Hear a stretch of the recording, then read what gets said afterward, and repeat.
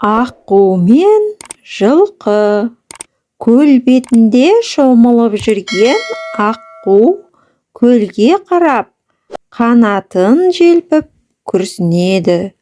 Көл жағасында тұрған жылқы суда шомылып жүрген аққуды көріп тамсанады.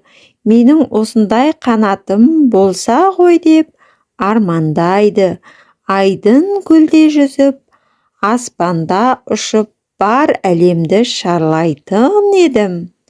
Әлемнің бар ғажайыбын тамашалап өмір сүрер едім, дейді. Аққу жылқыны көріп, менің осындай шашым болса ғой, деп армандайды. Шашымды өріп, әлемдегі ең сұлу құс болатын едім, дейді. Бұлардың сөздерін естіген аспан мен жер бірден армандарын орындайды. Жылқыға аққудың қанатын береді. Аққуға жылқының жалын береді. Бір кезде қатты дауыл соғып, жылқы орнынан шаба бергенде аспанға ұшып кетеді. Қонайын десе қона алмай, аспанды шарлап найзағайларды көреді.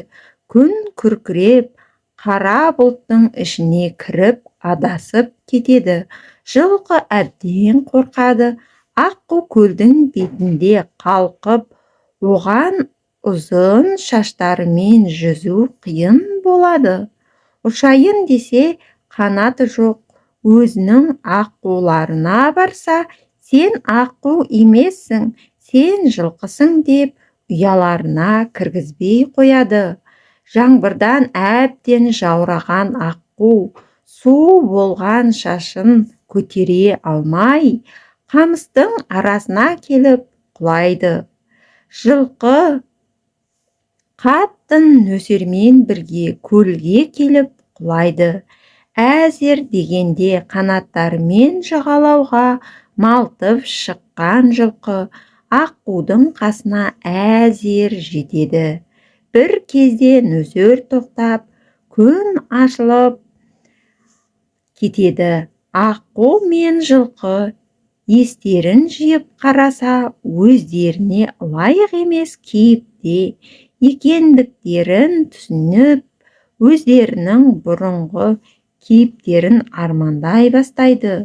Аспан мен жер жылқы мен аққудың қателіктерін ұқтырып, аққудағы жалын жылқыға, жылқыдағы қанатын аққуға қайтарып береді.